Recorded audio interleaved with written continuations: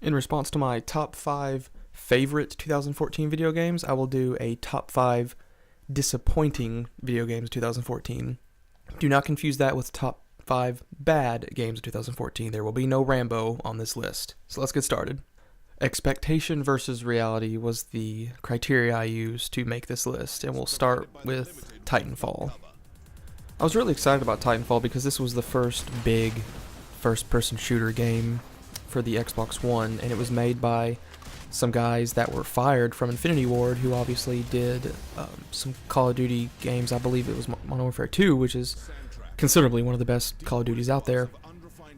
And I'll admit, I dabbled with Call of Duty after Black Ops. It kind of turned to shit, but I was really excited about this. I mean, first-person shooter with mechs, you can't go wrong. Well, unfortunately, you can. It had no campaign to speak of, which really bummed me out. You know, it takes a good story to keep me enthralled, to fall in love with the factions, which there were two, the IFC and the militia, I believe, but all you were doing were just wall jumping, as you can see. And I had a lot of fun with the friends I played with and whatnot. The Titans were great, but overall, there wasn't enough to keep me playing from a day-to-day basis, and that's why, unfortunately, this game is number 5 on my list, and I've already taken it back to GameStop. Sucks. Number 4. Thief. Another first-person shooter game, which I was excited for, and ended up just not being good. The characters were very uninteresting. The story wasn't that great, and it was one of the most linear games I have ever played for the next-gen console. More specifically, I played for the Xbox One, and I was blown away that there were not many instances where I could choose to go climb through the window versus going through the front door or whatnot. And I've played the original game that came out, I think, in the late 90s, and it was revolutionary for its time. It was just unbelievable. It was one of the first real games that used stealth and shadows implementation in its gameplay, but this one was just very slow, very linear, and really disappointing. I was very, very upset by how bad this was. Number 3.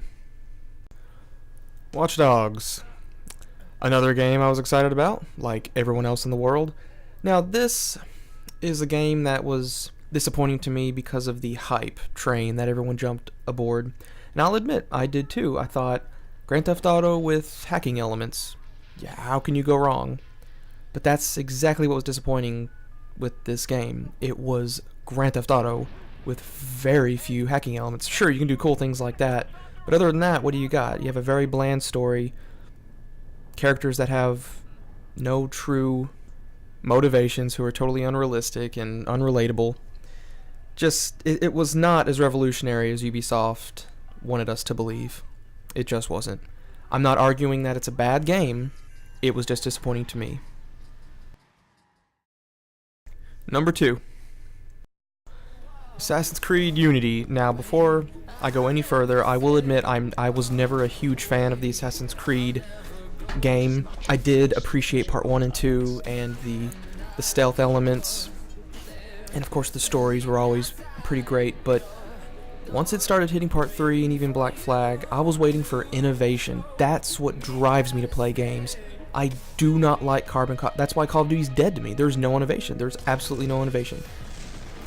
And this game had none.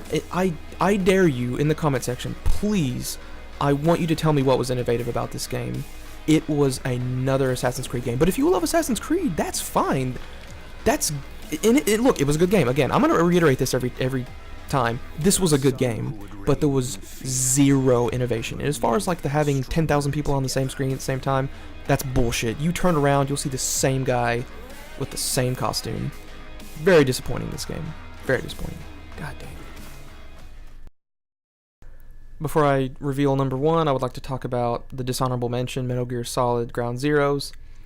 Just disappointing in its length, its story, and its overall gameplay. Before I reveal number 1, I would like to remind you that this is not a bad game list, it's a disappointing game list to me personally, and the most disappointing game 2014 was Dragon Age Inquisition. So here we go. Here's my explanation. Okay, let's start with the combat. Now, I have played Dragon Age 2, and I really liked Dragon Age 2. But the action in this game was very disappointing. The fighting was so non-involving, if that makes any sense. I really felt like I was just standing there holding the button waiting for my cooldowns to pop. You know, I never really had to maneuver or use the top-down mode that they're using right now. I rarely used it. The only time I would ever use that effectively is if there was a ranged target that was hitting me.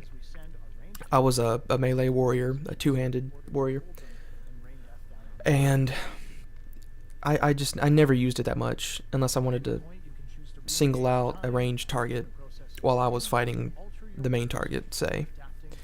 Instances like this where he's blocking off enemies, I mean, come on. Did anyone really ever use that? I don't really think so. But the graphics and the animations and everything was good. It wasn't terrible, but again, it wasn't exciting. I just felt like I was standing there waiting for cooldowns to recharge. And now we're going to talk about the decision making and cutscenes and all the dialogue parts of the game. I've played all the Mass Effect games. I've played a lot of games like this from BioWare. This game seemed to have the most emotionless characters I've ever seen.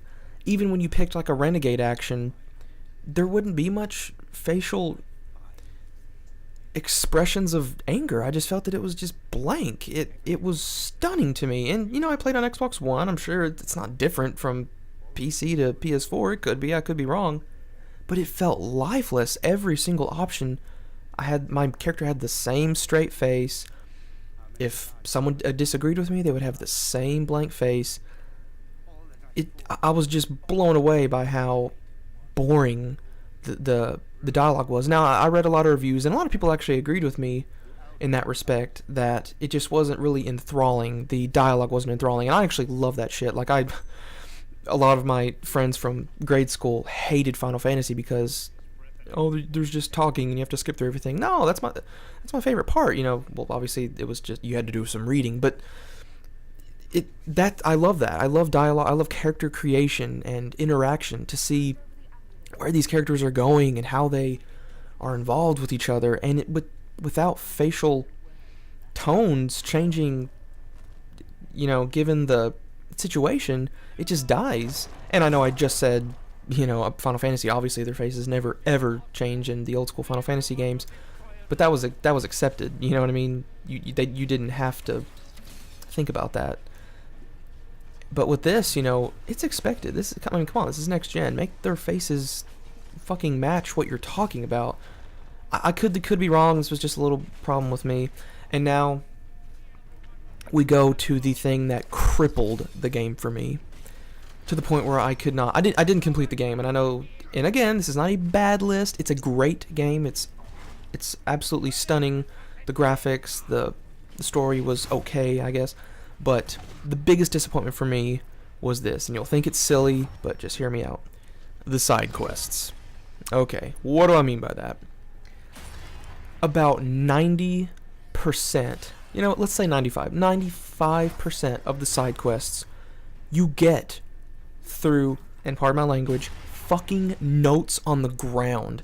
Or you'll come up into a cave, or a hut, or a lean-to, or a fucking bush, and you'll find a note. Just a note, a piece of paper, a missive, and you just randomly pick it up in the middle of the forest, the desert, wherever you are in this game, and it'll say something like, "Help, brigands destroyed my caravan. Go get my gold and I will give you something. I'll give you a reward." That is lazy and shameful, really. It's so boring, and it shows me that they did not put enough effort into that. Now, you can argue, why do you care so much about the side quests? That's the bulk of the game. I mean, if you do the straight story missions, you're going to breeze through it in maybe 20 to 30 hours, given that you know, talk to other characters and do, you know, shit like that. But that was mind-numbing. I would be running to my next quest, and I'll see an exclamation mark, and I'll go to it, and it's a piece of paper just laying on the ground. That's not exciting. That's not fun. It was so disappointing. It got to the point where I believe in the maybe second half of the game, I just skipped the side quests. And it should never be like that. It really shouldn't. I was just blown away by that. Now, you can leave some comments in the comment section if, like, what do you think? Is that really, come on, ask yourself, is that really an interesting way to get me to go off on another venture? Here's what I would do. Have an NPC run out of the fields, tattered and torn, begging for a potion, falls down. I click on him and there's a dialogue option, and he says, "Help, some brigands raided my village, go kill them, avenge me," and then he dies or something. You have a reason to go. There's a sense of justice and duty to uphold. But no, I get it from a fucking piece of paper and I just stuff it in my back pocket 100,000 times through this game. No, that just was the most disappointing aspect of this game. And again, I must reiterate, this is a fantastic game. It's not bad. That is not what this video is for. It's disappointing games to me. Now, this lets you know what kind of a gamer I am, I guess, but that kind of shit bugs me. It should not have to be like that. Take, and I know this is an extreme, example, but take like Diablo. You have people, you find dead bodies, and you do in this game, but fuck that. You find people running up to you, you see things and you go interact with them. You don't find just scrolls on the ground. Oh, God. I just don't see how that was fun for anybody. Maybe I'm looking too much into it. And you know what? I probably am. It's still a great game, and like I said, I haven't finished it, but I will be getting it again to finish it, but didn't get around to it because I was sick and tired of those fucking side quests. And that's it. Thanks for watching. I do not plan on doing a top 5 or 10 bad games because, to be brutally honest, I did not play near enough games. This is not my job. Gaming is a hobby. This YouTube channel of mine is just for shits and giggles. I love to just, record footage and talk about games and stuff.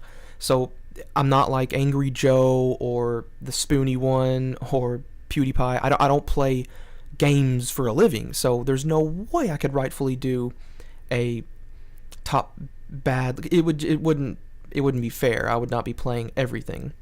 Now, this list is obviously different because it's just a personal and subjective. That's important. It's my opinion on these disappointing games. So let me know what you think about the list. I'm sure the Dragon Age thing was pretty shocking. I know, I hate to put it on there, but my God, it just, there were so many things about that game that I find disappointing. So if you made it this far, again, I appreciate it. Toss this video a like, and again, comment down below what you think of my list. What were your most disappointing games 2014? What are you looking forward to in 2015? Personally, The Witcher 3 is probably going to be the greatest game of 2015. Mortal Kombat X, so many games. Monster Hunter 4 for the DS. I'm really excited about this year. It's going to be a good one, and I really enjoyed 2014, despite these major disappointments. So, until next time, guys. Later.